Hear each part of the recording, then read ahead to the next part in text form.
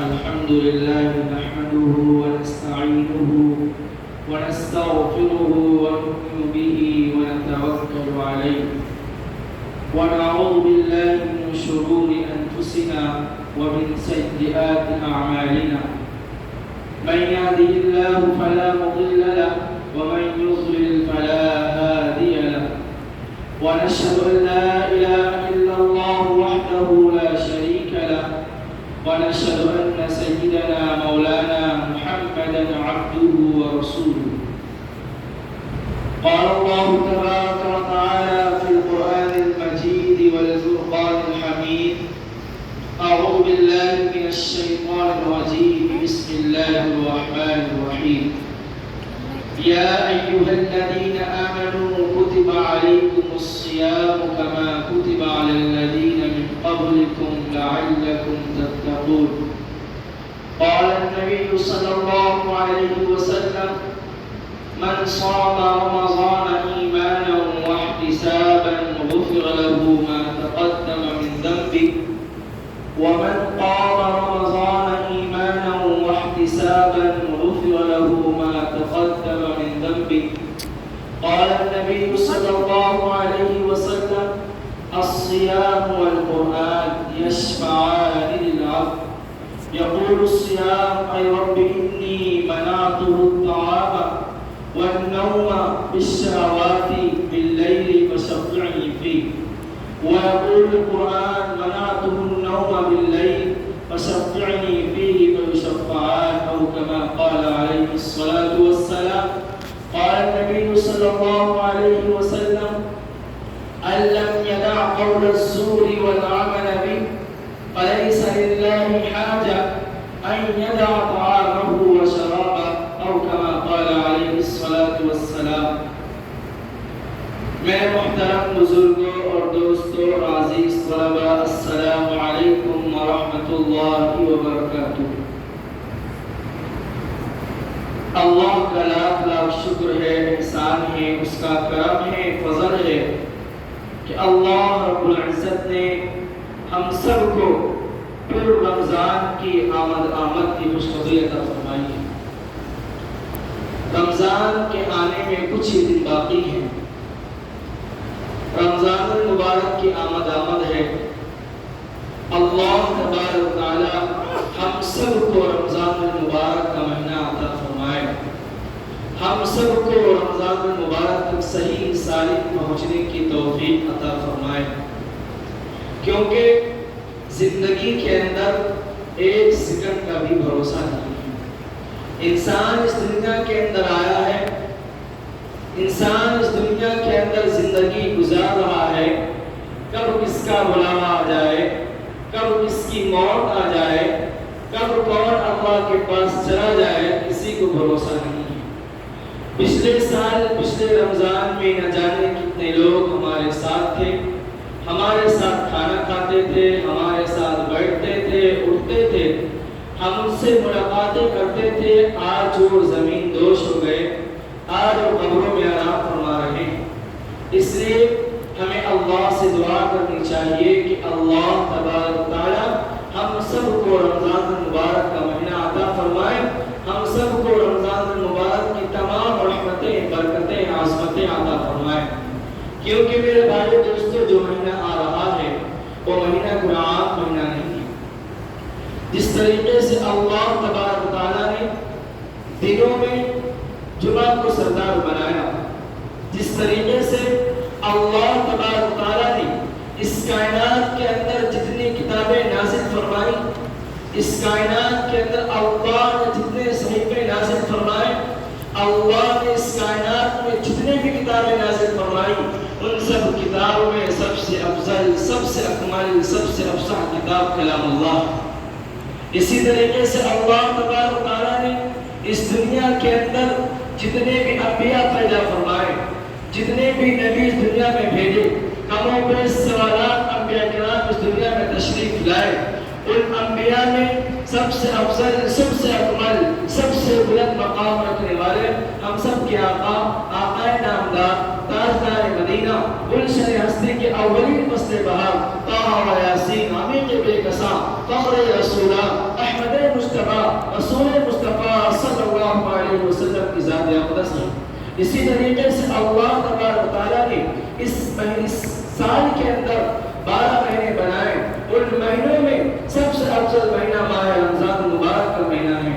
اللہ کے نبی صلی اللہ علیہ وسلم نے فرمایا کہ رجب میرا مہینہ ہے، شعبان اللہ کا مہینہ ہے اور رمضان میری امتیوں کا مہینہ ہے۔ ایک حدیث میں فرمایا کہ شعبان میرا مہینہ ہے اور رمضان اللہ کا مہینہ ہے۔ اگر دیکھا جائے تو رمضان کی عظمت کو سمجھنے کے لیے، رمضان کی برکت کو سمجھنے کے لیے یہی بات کافی ہے کہ جس کو صبر کائنات، جس کے صدقے میں زمین و آسمان کو بنایا گیا، اس کی زبان مبارک سے الفاظ نکل جائے کہ رمضان المبارک کا مہینہ اللہ کا مہینہ ہے، تو ہمارے لیے رمضان المبارک کی عظمتیں بڑھ جاتی ہیں۔ اللہ تبارک و تعالیٰ اس مہینے کی تمام جو اس کے فوائد ہیں، جو اس کی برکتیں ہیں، جو عظمتیں ہیں، اللہ نے محمد رسول اللہ صلی اللہ علیہ وسلم کے ذریعے کر کے بھی دکھایا اور لوگوں کو بتایا کہ مہینے کی عظمت کیا ہے، رحمت کے مہینے کی برکت کیا ہے۔ میرے بھائی دوستو، جیسے مہینہ داخل ہوتا ہے، جیسے اس مہینے کے چاند نظر آتا ہے، اللہ تبارک و تعالیٰ شیاطین کو قید کر دیتے ہیں۔ اللہ تبارک و تعالیٰ جو ہے جہنم کے دروازوں کو بند کر دیتے ہیں۔ اللہ تبارک و تعالیٰ اس زمین میں جتنے بھی قبرستان موجود ہیں، جتنے بھی لوگ مدفون ہیں، جتنے لوگ دفن ہو چکے ہیں، اگر ان پر عذاب ہوتا ہے تو اللہ تبارک و تعالیٰ رمضان کا چاند نکلتے ہی اللہ تعالیٰ ان سب کے عذاب کو روک دیتے ہیں۔ وہ لوگ پریشان ہوتے ہیں، کس سبب کی وجہ سے، کس وجہ سے اللہ نے ہمارے عذاب کو روک دیا، کیا وجہ ہو سکتی ہے؟ تو میرے بھائی دوستو، اعلان کیا جاتا ہے، انہیں بتایا جاتا ہے کہ دنیا کے اندر اللہ نے رمضان المبارک کا مہینہ عطا فرمایا ہے، دنیا میں رہنے والوں نے رمضان المبارک کا چاند دیکھ لیا ہے، اسی وجہ سے اللہ نے ہم سب کے اوپر سے عذاب کو ہٹا دیا ہے۔ میرے بھائی دوستو، جیسے رمضان المبارک کا مہینہ داخل ہوتا ہے، رمضان المبارک کا چاند نظر آتا ہے، اللہ تبارک تعالیٰ کی رحمتیں جوش میں آتی ہیں۔ اللہ تبارک تعالیٰ نہ جانے کتنے لوگوں کی مغفرت فرما دیتے ہیں۔ اللہ تبارک تعالیٰ اس کائنات کے اندر جتنے بھی مخلوقات ہیں ان سب کو فرما دیتا ہے کہ رمضان المبارک کے روزہ رکھنے والوں کے لیے، رمضان المبارک میں عبادت کرنے والوں کے لیے ان سب کے دعائیں کرو۔ یہاں تک کہ فرشتوں کو بتا دیا جاتا ہے کہ آپ جو لوگ روزہ رکھیں گے، جو لوگ رمضان المبارک کے مہینے کی عظمت کو سمجھیں گے، ان کے دعائیں کرنی چاہیے۔ میرے بھائی دوستو، رمضان المبارک کا مہینہ وہ مہینہ ہے کہ اس مہینے کے اندر ہمارے لیے ہر مخلوق دعا کرتی ہے، فرشتے بھی دعا کرتے ہیں۔ اس لیے ہم سب کو چاہیے کہ رمضان المبارک کے مہینے کی قدر کریں، رمضان المبارک کے مہینے کی عظمت کو سمجھیں، اس کی قدر کیا ہے، اس کی عظمت کیا ہے، اس کی برکت کیا ہے۔ ہم یہ سمجھتے ہیں کہ رمضان المبارک کا مہینہ آیا، روزہ رکھ لیا، تراویح پڑھ لی، رمضان المبارک کا مہینہ مل گیا۔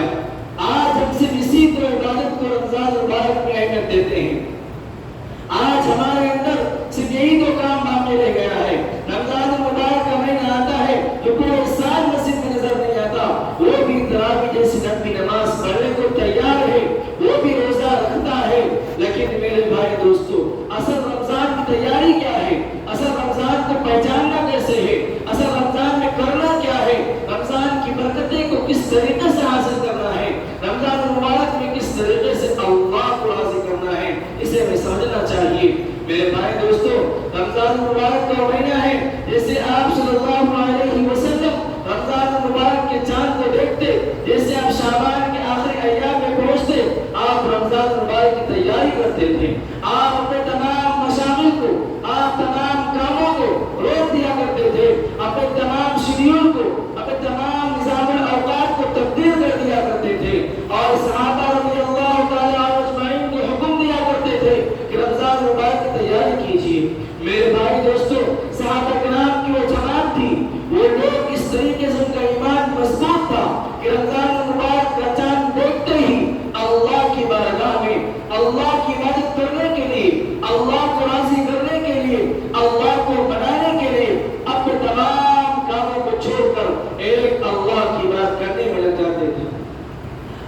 نبی صلی اللہ علیہ وسلم جیسے رمضان المبارک کا چاند دیکھتے تھے آپ اپنی عبادت میں بڑھوتری کرتے تھے.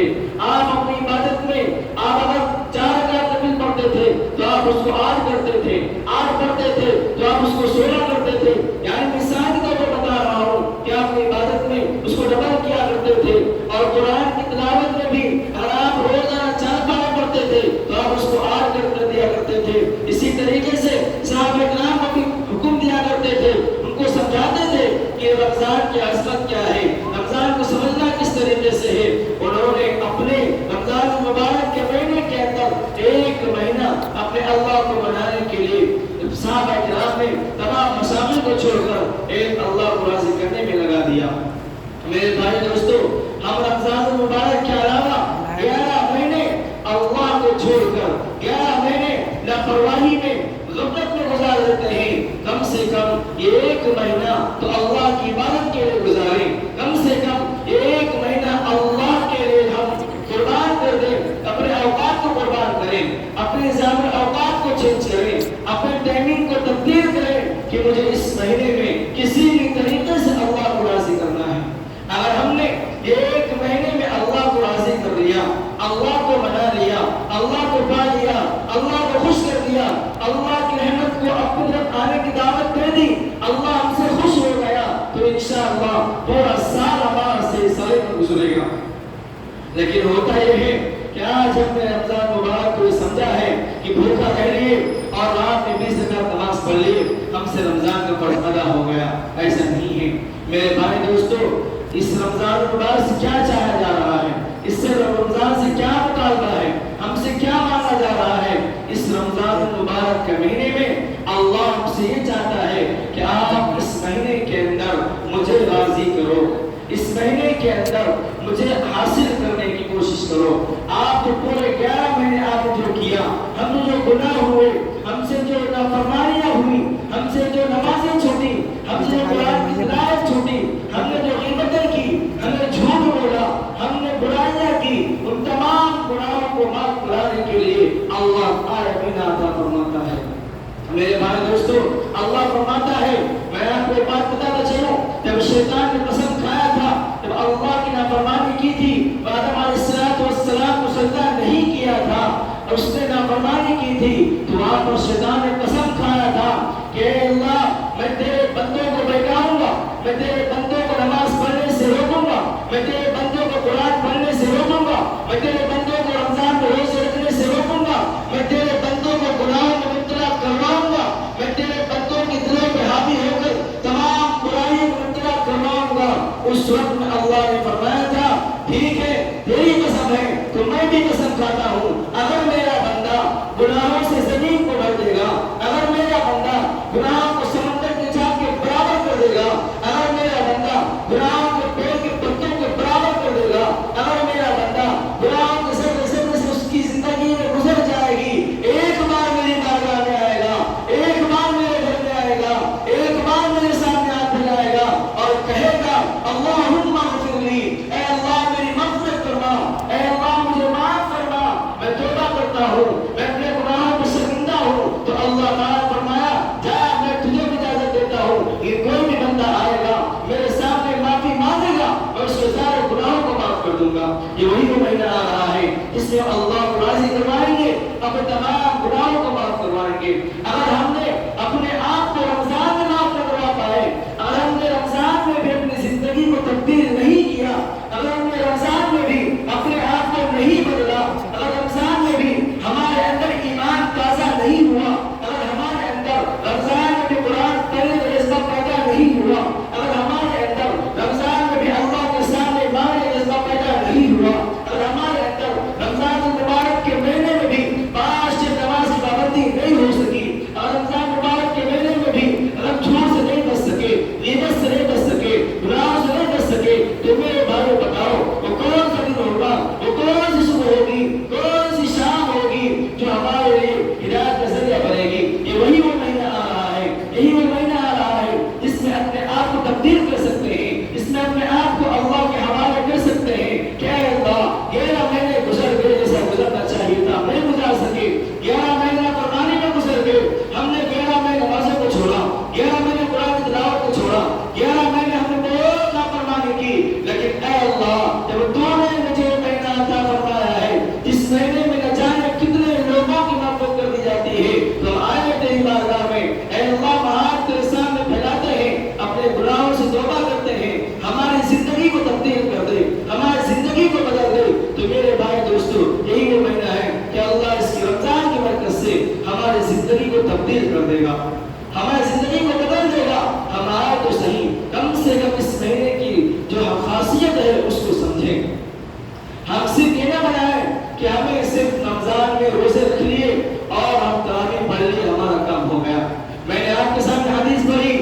قال رسول الله صلى الله عليه وسلم من لم يدع قول الزور والعمل به فليس لله حاجة أن يدع طعامه وشرابه.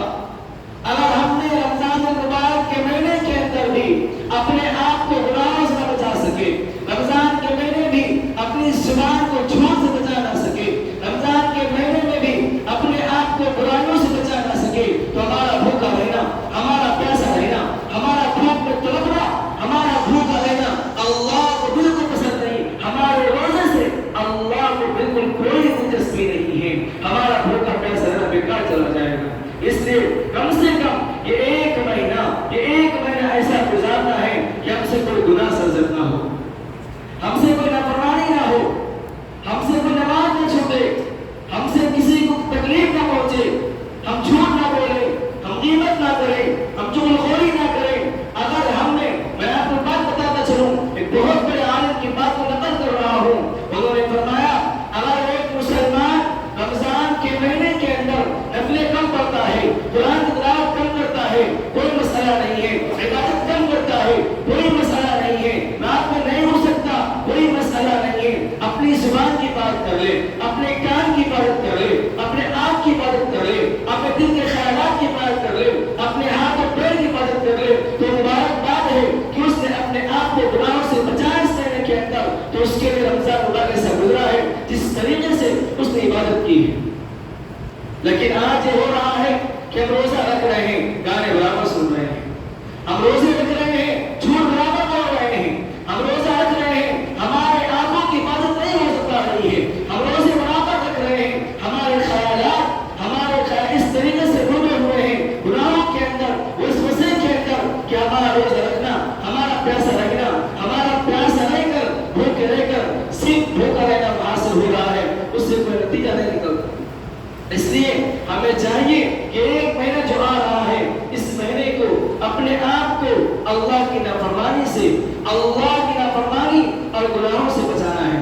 ہمیں کوشش کریں کہ ہمارے پیر اگر اٹھیں تو نماز کے آنے کے لیے اٹھیں. ہمیں کوشش کریں کہ ہمارا قدم رمضان المبارک کے مہینے کے اندر کسی گناہوں کی طرف نہ جائیں، ہمارا قدم رمضان مبارک کے مہینے میں کسی ایسے کام کی طرف نہ جائیں جو اللہ کو ناپسند ہو، جو اللہ جس سے ناراض ہوتا ہے. ہماری کوشش یہ ہو کہ ہمارے ہاتھ ایسے کاموں میں نہ جائیں جس سے اللہ ناراض ہو، ہمارے ہاتھ ایسے کاموں میں نہ جائیں جس سے اللہ کے نبی ناراض ہو.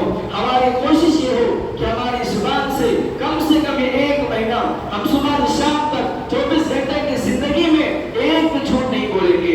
میرے بھائی دوستو یاد رکھیے یہ جھوٹ سب سے بڑا گناہ ہے. اللہ کے نبی صلی اللہ علیہ وسلم نے فرمایا جب ایک انسان جھوٹ بولتا ہے، جب اس کی زبان سے جھوٹ نکلتا ہے تو فرشتہ اس پر لعنت بھیجتا ہے، فرشتے اس سے دور ہو جاتے ہیں. لیکن آج ہم روزہ رکھتے ہیں، آج ہم رمضان مبارک بھوکے پیاسے رکھتے ہیں، لیکن میرے بھائی دوستوں ہماری زبان کی بات نہیں ہو پاتی. رمضان جیسے مہینے کے اندر بھی روزے کے حالت میں بھی آج کل تو اتنا مشہور ہو گیا ہے کہ مسجدوں میں بیٹھ کر بھی ہم چغلخوری کر رہے ہیں، ہم غیبت کر رہے ہیں، ہم برائی کر رہے ہیں، ہم ان کی پیٹھ پیچھے برائی کر رہے ہیں. یہ بہت بڑا گناہ ہے. میرے بھائی دوستو اپنے روزے کو بنانا ہے، اپنے روزے سے اللہ کو حاصل کرنا ہے تو اپنی زبان کی حفاظت کرنی ہے، اپنی زبان کو بچانا ہے. اور دوستو سب سے بڑی چیز کیا ہے؟ اپنے آنکھوں کی حفاظت کرنی ہے، اپنے آنکھوں کو غیر محرم سے بچانا ہے. جو چیز اللہ نے حرام فرما دیا ہے ان چیزوں کو نہیں دیکھنا ہے.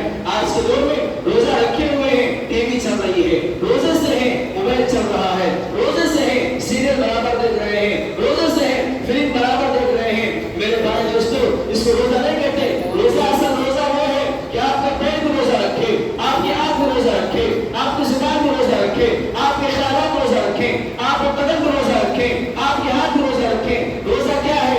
آپ کے ہاتھ وہی کام کریں جو اللہ کو پسند آئے، آپ کی زبان سے وہی ہو جو اللہ کو پسند ہو. زبان سے کیا کرنا ہے؟ ہمیں قرآن کی تلاوت کرنی ہے. میرے بھائی دوستو رمضان کا قرآن کا ایک بڑا تعلق ہے. شہر رمضان الذی انزل فیہ القرآن، کہ ہم نے قرآن کو رمضان کے مہینے میں اتارا. کون سا قرآن؟ ہدی للناس وبینات من الہدی والفرقان. یہ وہ قرآن ہے جو پورے عالم کے لیے ہدایت کے لیے آیا. لیکن میرے بھائی دوستو بہت افسوس کے ساتھ کہنا پڑتا ہے کہ رمضان جیسے مہینے کے اندر بھی ہم سے ختم نہیں ہوتا. رمضان جیسے مہینے کے اندر بھی ہم ایک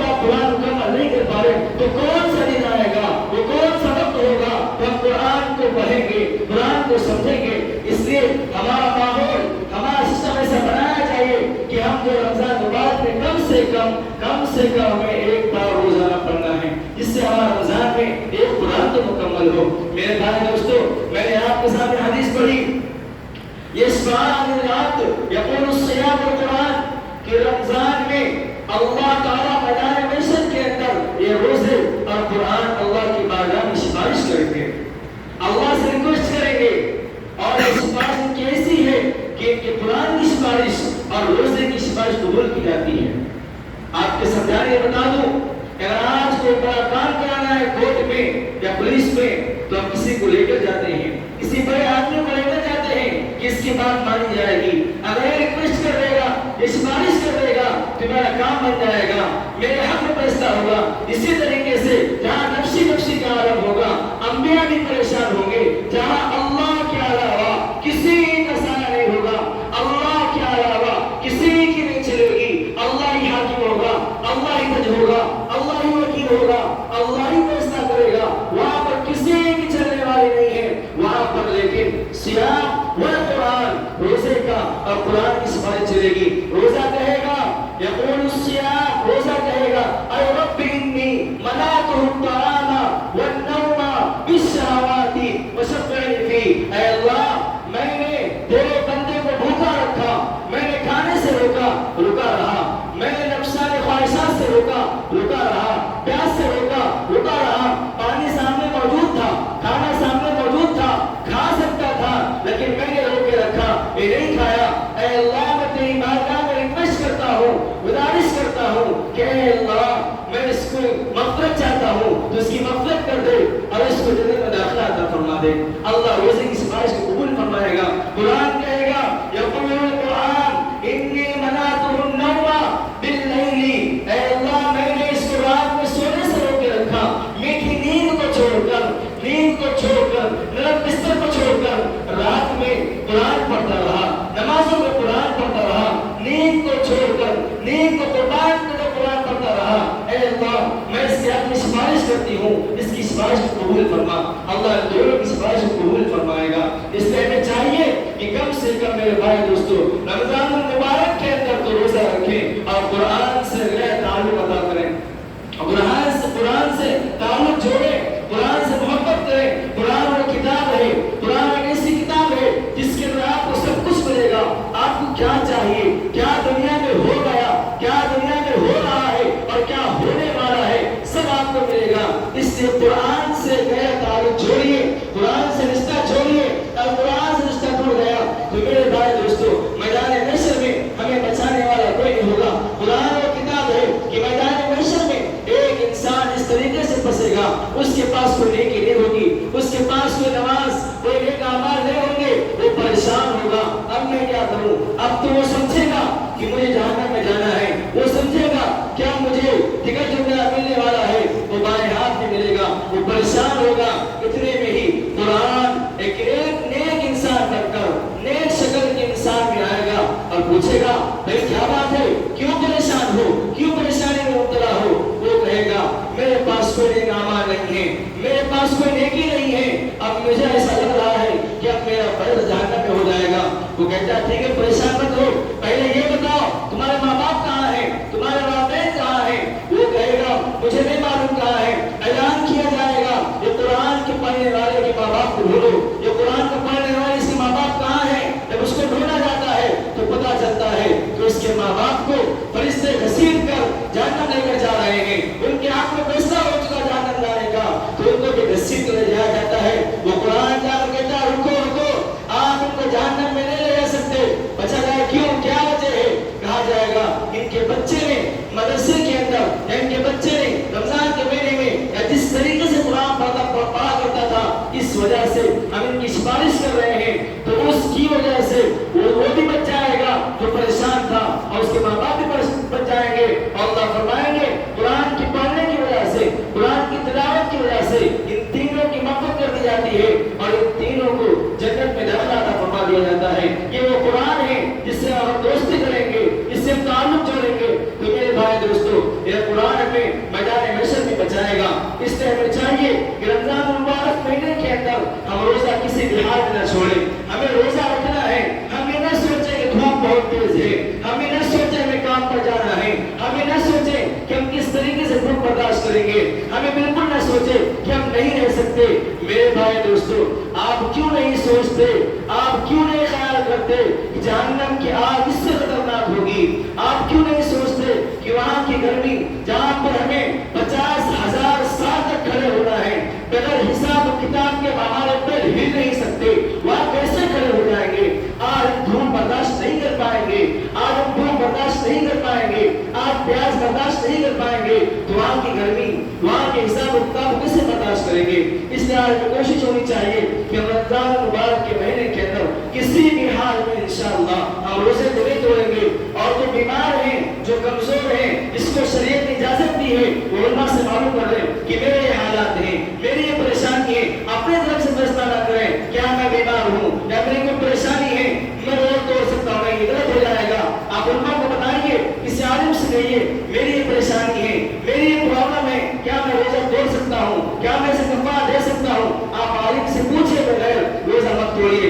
आज के माहौल में देखा जाता है, नौजवान है, रोजा रख सकता है, ताकत है, लेकिन सिर्फ इस बहाने से नहीं रखता कि मुझे काम पर जाना है, इस बहाने से नहीं रखता कि मेरा काम बहुत हार्ड है, इस बहाने से छोड़ देता है कि मुझे धूप में काम करना है, इस बहाने से छोड़ देता है कि मुझे बिल्डिंग में काम करना है। मेरे भाई दोस्तों, अल्लाह के पास बहाना नहीं चलेगा, अल्लाह के पास कोई बहाना चलने वाला नहीं है। अल्लाह यही पूछेगा कि तुमको मैं ताकत दी थी, तुमको जवानी दी थी, तुम्हारे पास ताकत थी, दौलत था, तुमने रोजा क्यों तोड़ा? मेरे भाई दोस्तों, रोजा तोड़ना कोई आम बात नहीं है, इसकी भी सजा है। इसकी सजा ये है, अल्लाह के नबी सल्लल्लाहु अलैहि वसल्लम ने देखा मेराज के सफर पर कि अल्लाह के नबी ने देखा जो रोजा तोड़ देते थे, जो बिना वजह रोजा छोड़ देते थे, वो बेचारे उन लोगों को नंगा कर उनको जहन्नम में और डाल दिया गया है, टांग दिया गया है और उनको जलाया जा रहा है। मेरे भाई दोस्तों, इस दिन कोशिश करें कि रमजान मुबारक के महीने के अंदर इंशाअल्लाह हम रोजा जरूर रखेंगे। मेरे भाई दोस्तों, रोजा क्या है? रोजा रखने से हमारे दिलों के अंदर तक़वा पैदा होता है। रोजा क्या है? हमारे अंदर क़ुव्वत पैदा होती है, हमारे अंदर अल्लाह का खौफ पैदा होता है। कुरान कहता है, या अय्युहल्लज़ीना आमनू कुतिबा अलैकुमुस्सियाम कमा कुतिबा अलल्लज़ीना मिन क़ब्लिकुम लअल्लकुम तत्तक़ून। क्या ईमान वालों, तुम पर रोजा फर्ज कर दिया गया जिस तरीके से पहले लोगों पर रोजा फर्ज किया गया था। ये रोजा कोई नई इबादत नहीं है, ये रोजा जब से आदम अलैहिस्सलाम पैदा हुए उनसे लेकर मुहम्मद रसूलुल्लाह सल्लल्लाहु अलैहि वसल्लम तक जितने लोग भी आए हैं, सब पर रोजा फर्ज किया गया है। ये तो हमारे नबी की रहमत है, वो रहमतुल आलमीन थे कि हमारे रोजे में सेहरे भी है, हमारे रोजे में इफ्तारी भी है। पहले उम्मतों के रोजे 6-6 महीने हुआ करते थे और उनका इफ्तार, उनका सेहर नहीं था। अगर वो सो गए उनका रोजा शुरू, खाए नहीं खाए कोई मामला नहीं, आप सो गए आपका रोजा शुरू हो जाता था। लेकिन अल्लाह के नबी सल्लल्लाहु अलैहि वसल्लम ने रहमत देखी, हमें सेहरी भी करना है, हमें इफ्तार भी करना है, लेकिन 8-9 घंटे से बचना है, 8-9 घंटे नहीं खाना है। आप रोजा रखेंगे तो आपके अंदर अल्लाह का खौफ पैदा होगा, लअल्लकुम तत्तक़ून, ताकि तुम्हारे अंदर अल्लाह का खौफ पैदा हो, तक़वा पैदा हो। तक़वा किसको कहते हैं? तक़वा कहते हैं अल्लाह से डरने को। अब तक़वा कैसे पैदा होगा?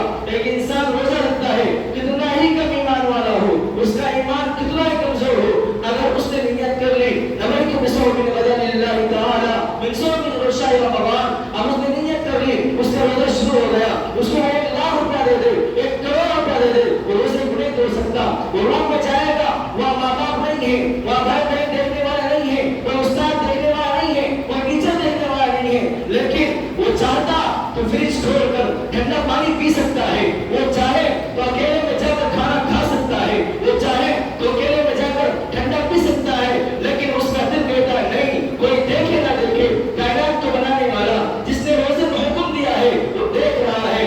अल्लाह इसको देखकर, ये चीज देखकर फरिश्तों से कहता है, देखा तुमने तो कहा था तुम किस मखलूक को पैदा करना चाहते हो जो दुनिया में डर फसाद करेंगे? नहीं, देखो कदम देखो, ये चाहकर खा सकते हैं, ये पानी पी सकते हैं, ठंडा पानी भी पी सकते हैं, ये पी कर भी लोगों के साथ बैठ कर इफ्तारी कर सकते हैं। किसी को मालूम नहीं होगा रोजा नहीं है, लेकिन मेरी वजह से, मेरे डर की वजह से इसने रोजा रखा है।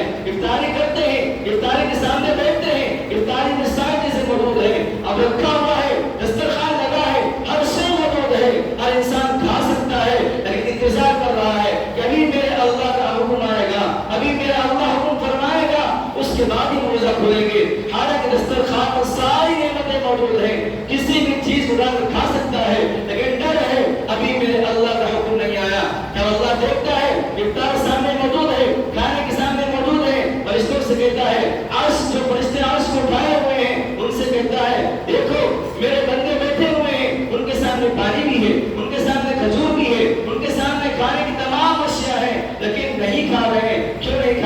کیونکہ میرا ڈر ہے. اس لیے اے فرشتوں، اے عرش کو بھانے والوں، تم سب ان کے لیے دعا کرو اور ان کے دعا ہے نا کہ میں نے روزہ رکھنے والوں کے لیے، ان روزہ رکھنے والوں کے لیے، بھوکے پیاسے رہنے والوں کے لیے میں نے ایک جنت بنائی ہے جس کو بابو ریجان کہتے ہیں. اس کا دروازہ ہے، اس دروازے سے صرف اور صرف روزہ رکھنے والا ہی جائے گا.